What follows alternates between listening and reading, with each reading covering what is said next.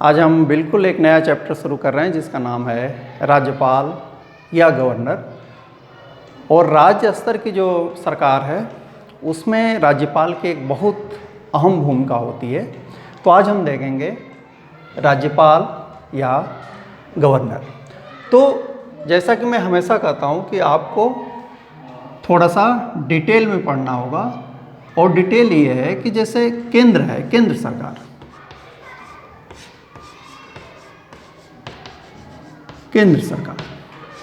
केंद्र सरकार में राष्ट्रपति होता है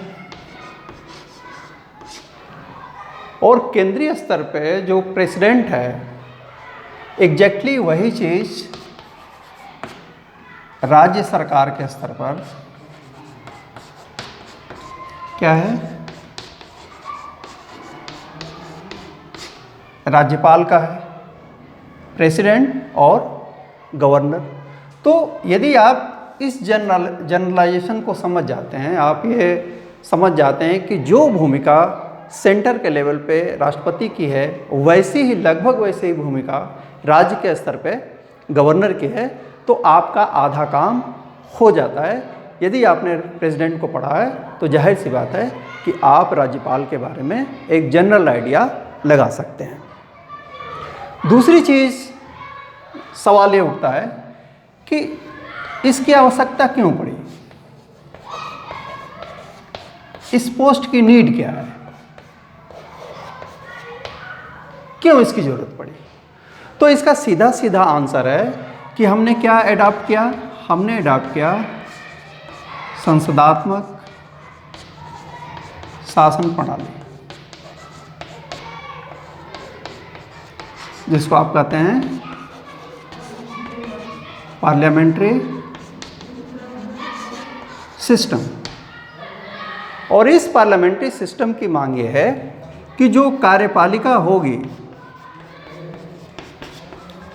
कार्यपालिका दो भागों में विभाजित होती है। एक को हम कहते हैं नाम मात्र की कार्यपालिका और दूसरे को कहते हैं हम वास्तविक कार्यपालिका।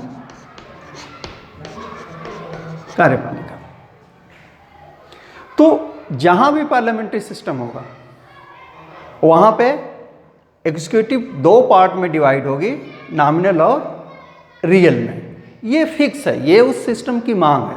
और इसीलिए हम देखते हैं कि सेंटर के स्तर पे प्रेसिडेंट है और क्या है, मंत्री परिषद है।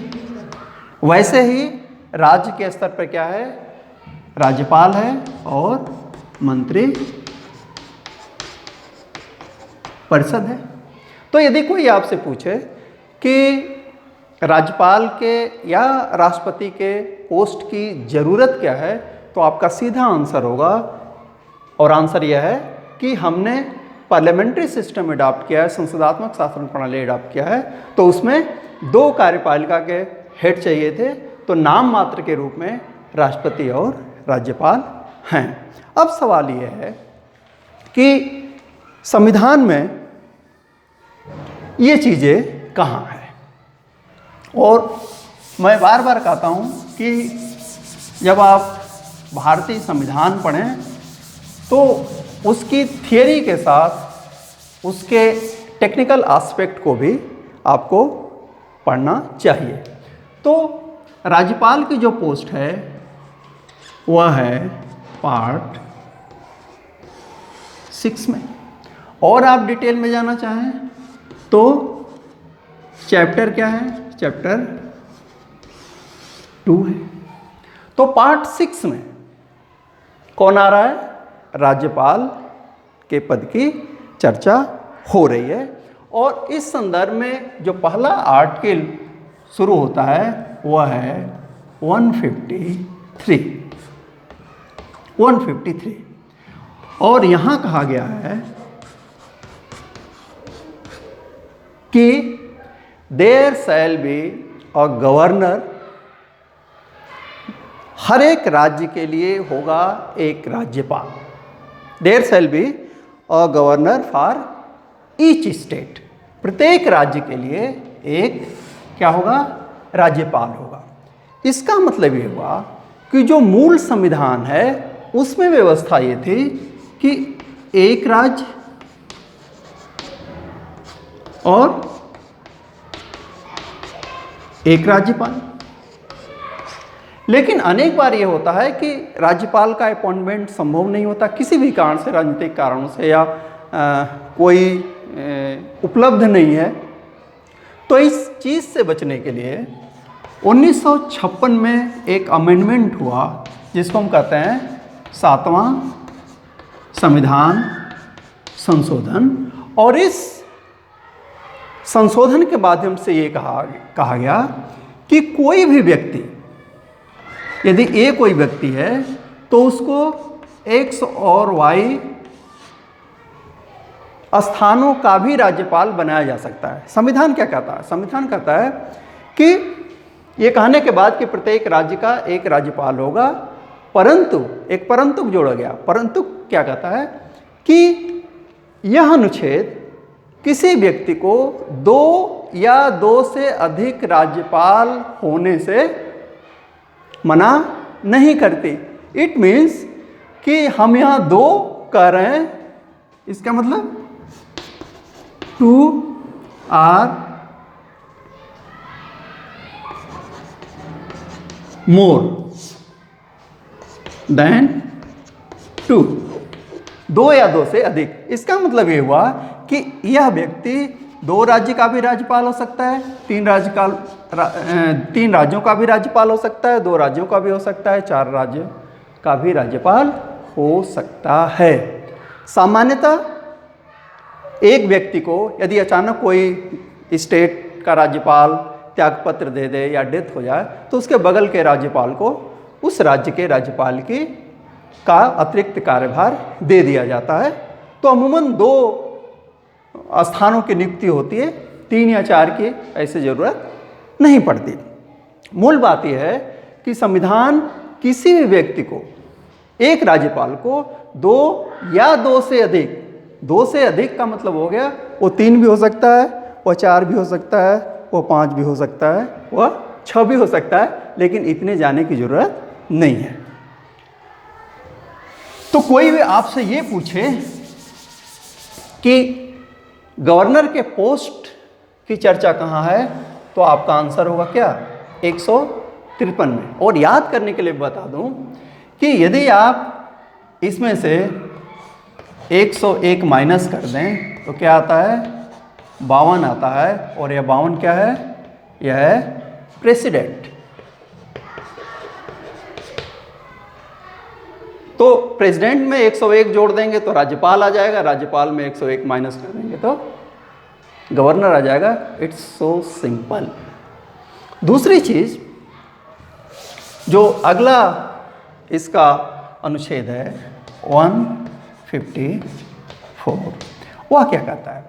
154 ये कहता है कि जो कार्यपालिका की शक्ति है,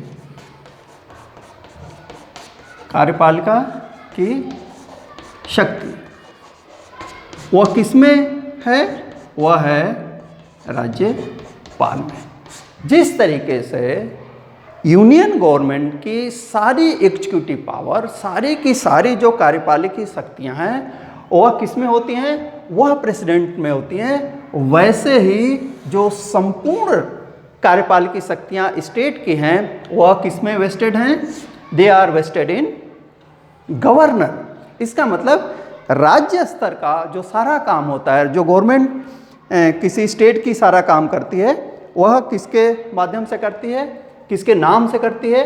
राज्यपाल के नाम से करती है। तो संपूर्ण कार्यपालिकी शक्तियां राज्यपाल में है, चीफ मिनिस्टर या काउंसिल ऑफ मिनिस्टर में नहीं है। इस चीज़ को आप जानिए। ये चीज़ और क्लियर होगी जब आप आएंगे 155 में। 155 क्या कहता है? वह कहता है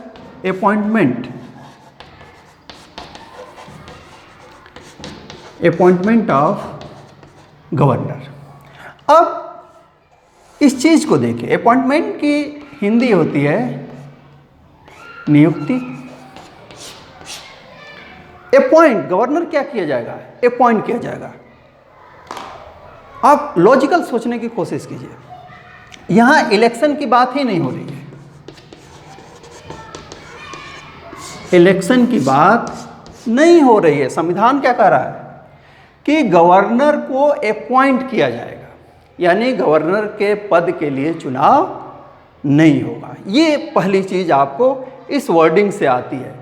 तो चुनाव के बारे में कोई सवाल आए राज्यपाल को लेकर के तो आपको तुरंत खारिज कर देना चाहिए कि ये कैसा सवाल है, राज्यपाल का अपॉइंटमेंट होता है, उसकी नियुक्ति होती है, उसका निर्वाचन नहीं होता। दूसरी चीज कि जैसे ही आप कहते हो कि राज्यपाल का अपॉइंटमेंट होता है, नियुक्ति होती है, the question arises over here, यहाँ ये सवाल उठता है कि यदि राज्यपाल की नियुक्ति हो रही है तो कौन करेगा? कोई करने वाला चाहिए ना। राज्यपाल नियुक्त हो रहा है तो नियुक्त करने वाला कोई चाहिए। तो कौन नियुक्त करता है? राज्यपाल की जो नियुक्ति होती है वो किसके द्वारा होती है? वह होती है राष्ट्रपति के द्वारा। ये चीज़ आपको याद रखनी चाहिए और ये कॉन्स्टिट्यूशनल चीज़ है। होता क्या है आप जानते हैं, आपने प्रेसिडेंट को पढ़ रखा है कि प्रेसिडेंट जो भी कार्य करता है वह प्रधानमंत्री और जो मंत्री परिषद है उसकी सलाह पर करता है। तो एक्चुअली कौन गवर्नर बनेगा यह राष्ट्रपति सीधे डिसाइड नहीं करता। फिर तो वो आपको भी उठा करके राज्यपाल बना दे, मुझको भी राज्यपाल बना दे, नहीं। जो काउंसिल ऑफ मिनिस्टर उसको रिकमेंड करती है उस व्यक्ति को उस राज्य का राज्यपाल वह बना देता है। तो अपॉइंट कौन करता है? राष्ट्रपति करता है। यहाँ एक और चीज़ आपको ध्यान में रखनी चाहिए और वह बात यह है कि जब संविधान बन रहा था तो आप जानते हैं दो संविधान बनाने की बात थी।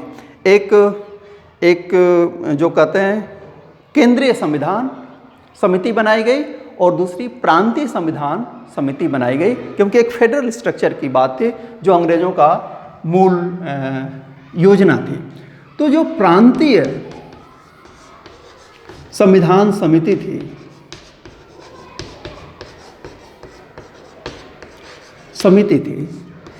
इसने एक रिकमेंडेशन दिया था और रिकमेंडेशन ये था कि गवर्नर का चुनाव यानी राज्यपाल का चुनाव कैसे हो? प्रत्यक्ष निर्वाचन से हो,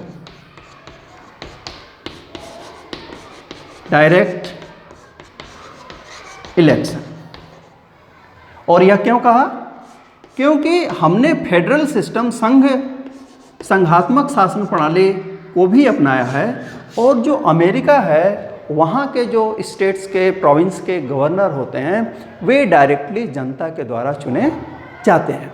तो प्रांतीय संविधान समिति ने कहा कि यदि हम संघीय सिस्टम को एडाप्ट कर रहे हैं, संघीय प्रणाली को एडाप्ट कर रहे हैं, तो हमारे यहाँ भी जो गवर्नर्स हैं उनका निर्वाचन होना चाहिए और यह डायरेक्ट होना चाहिए, जैसे एमपी और एमएलए चुने जाते हैं। लेकिन इस प्रपोजल को रिजेक्ट कर दिया गया। रिजेक्ट करने का कारण क्या था?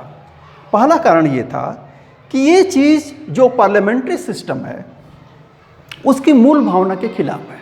पार्लियामेंट्री सिस्टम ये कहता है कि दो कार्यपालिका होगी, कार्यपालिका के दो प्रमुख होंगे, लेकिन एक नाम मात्र का होगा, एक वास्तविक होगा। वास्तविक कौन होता है? जो जनता के द्वारा चुने जाते हैं। अब चीफ मिनिस्टर और उसके जो 7 मिनिस्टर्स होते हैं वो तो जनता के द्वारा एमएलए के रूप में चुन कर आए। अब आप राज्यपाल को भी यदि डायरेक्ट इलेक्शन से जोड़ देते तो क्या होता? 2 पावर सेंटर क्रिएट हो जाते हैं और सिस्टम चल नहीं पाता, क्योंकि गवर्नर को ये दावा करता कि हमें भी जनता ने चुना है इसलिए मैं सही हूँ, और चीफ मिनिस्टर उसकी काउंसिल कहती कि हम जनता के द्वारा चुन कर आए हैं तो हम असली रिप्रेजेंटेटिव हैं जनता के। तो हमने यूएस के मॉडल को एडॉप्ट नहीं किया और यूएस के स्थान पे हमने किसको एडॉप्ट किया? कनाडा को। कनाडा में क्या होता है? कनाडा में जो गवर्नर होते हैं उनको अपॉइंट किया जाता है, उनको इलेक्ट नहीं किया जाता। तो यदि कोई ये सवाल पूछ दे कि भारत में जो गवर्नर के अपॉइंटमेंट की व्यवस्था है वह कहाँ से प्रेरित है, तो आपका आंसर क्या होगा? आपका आंसर होगा कि यह कनाडा से प्रेरित है। अगली बात ये जो हम जानेंगे कि एक बार प्रेसिडेंट जब इसको अपॉइंट कर देता है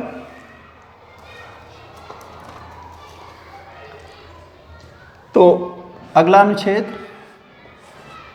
56 है जो इसके टर्म की बात करता है। टर्म का मतलब कार्यकाल की बात करता है। तो गवर्नर कितने समय तक काम करेगा? अब मुझे जहाँ तक याद आ रहा है, जब हम सिविल सर्विसेज देते थे, चाहे वो पीसीएस हो चाहे यूपीएससी हो, ये सवाल आता है, कई बार आता है और हर लेवल के एग्ज़ाम में ये चीज़ पूछी जा सकती है। और आपको ध्यान ये रखना है कि जो 156(1) है, यानी जो मूल आर्टिकल है, वो क्या कहता है? वह कहता है कि राष्ट्रपति के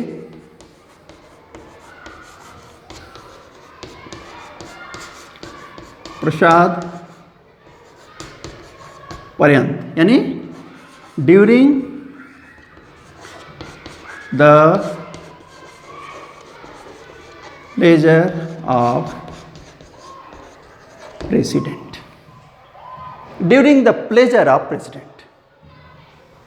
लेकिन इसी में जब हम 156(3) में आते हैं तो कहता है कि अपॉइंटमेंट की डेट से, from the date of his first appointment, वह कितने साल तक काम करेगा?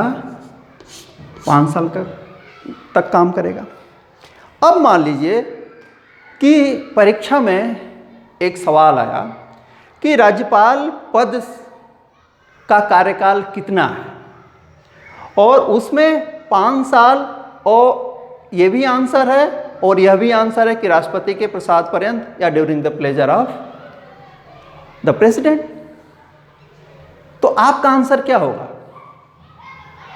आपका आंसर ये होगा, राज्यपाल राष्ट्रपति के प्रसाद पर्यंत काम करता है। इट मीन्स कि वह अधिकतम 5 साल तक तो रहेगा, लेकिन प्रेसिडेंट जब चाहे उसको जिस तरीके से अपॉइंट किया है उसी तरीके से वो उसको हटा देगा। लेकिन ये तो हटाने की बात हो गई ना, जब प्रेसिडेंट हटाएगा तो हटाएगा। यदि गवर्नर खुद इस्तीफा देना चाहता है, खुद उस पोस्ट से मुक्त होना चाहता है, तो 1 और 2 के बीच 156(2) आता है। वह कहता है कि यदि वह त्यागपत्र देना चाहे तो किसको देगा? अब यहाँ एक और चीज़ ध्यान रखिए, हमने क्या कहा? हमने ये कहा कि जैसे राष्ट्रपति होता है वैसे ही गवर्नर होता है। तो राष्ट्रपति अपना त्यागपत्र किसे देता है? उपराष्ट्रपति को देता है। तो क्या गवर्नर या राज्यपाल उपराज्यपाल को अपना त्यागपत्र देगा? नहीं देगा, क्योंकि स्टेट में केवल राज्यपाल होता है, उपराज्यपाल नहीं होता। तो किसको देगा? वह देगा राष्ट्रपति को।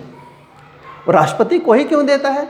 इसलिए देता है कि राष्ट्रपति ने ही उसे अपॉइंट किया है, इसलिए राष्ट्रपति को ही त्यागपत्र देगा। क्यों? क्योंकि यहाँ उपराज्यपाल या दूसरा कोई सिस्टम नहीं है जैसे प्रेसिडेंट और वाइस प्रेसिडेंट का होता है। तो ध्यान रखिए, त्यागपत्र वह देगा किसको? राष्ट्रपति को देगा। और यह व्यवस्था कहाँ है? 156 में है। एक आखिरी बात जो गवर्नर के बारे में हम डिस्कस करेंगे, बड़ी नॉर्मल सी बात है, लेकिन हमें एक तरफ से पढ़ना है। यह है अनुच्छेद 157 जो योग्यता की बात करता है। और आपको यह जान करके आश्चर्य होगा कि प्रेसिडेंट राज्यपाल की योग्यता केवल 2 बतलाई गई है। योग्यता जो क्वालिफिकेशन की बात है, क्वालिफिकेशन कॉन्स्टिट्यूशन में क्या है, केवल 2 है। एक तो यह कि वह इंडियन सिटीजन होना चाहिए, ये तो बड़ी नॉर्मल सी बात है, किसी विदेशी को हम राज्यपाल या प्रेसिडेंट नहीं बना सकते। और दूसरी चीज़ कि वह 35 साल की उम्र जो है, एज जो है, कंप्लीट कर चुका हो, पूरा कर चुका हो। ध्यान दीजिए, यही एग्जैक्टली शब्दावली कहाँ है, राष्ट्रपति के लिए भी है। He has completed. उसको ये नहीं कह रहा है कि उसकी उम्र 35 साल से कम नहीं होनी चाहिए, ये नहीं कह रहा है। संविधान ये कह रहा है कि उसकी उम्र 35 साल पूरी हो चुकी है। He has completed, not less than 35 years नहीं बोल रहा है। तो इस शब्दावली को भी आपको याद रखना पड़ेगा। हाँ, इसके साथ जो अगला अनुच्छेद है 158, जो किसकी बात करता है, कंडीशन की बात करता है, कंडीशंस की बात करता है, शर्तें, कुछ शर्तें इस पद के लिए है। और पहली शर्त यह है कि जो व्यक्ति गवर्नर बन रहा है वह MP, MLA या MLC नहीं हो सकता। वह किसी भी सदन का, चाहे वह केंद्रीय व्यवस्थापिका संसद हो, चाहे राज्य विधानमंडल हो या विधान परिषद हो, उसका मेंबर क्या होगा, नहीं होगा।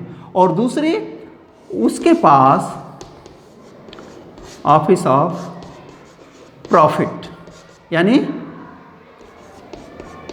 लाभ का पद, लाभ का पद, लाभ का पद उसके पास क्या होगा, नहीं होगा। यदि ये चीज़ें हैं तो वह राज्यपाल बनने की योग्यता रखता है। तो ये एक ब्रीफ आपके पास स्टडी थी जिसको हमने शेयर करने की कोशिश की राज्यपाल के बारे में, जो शुरू होता है कहाँ से, 153 से। फिर मैं याद दिला दूँ, 52 में प्रेसिडेंट है और उसमें 101 जोड़ दीजिएगा। शुभ काम में हम लोग देते हैं ना, कहीं निमंत्रण देना हो तो 100 रुपया नहीं देते, 101 रुपया देते हैं। तो प्रेसिडेंट के साथ 101 जोड़ देंगे तो क्या आ जाएगा, गवर्नर आ जाएगा।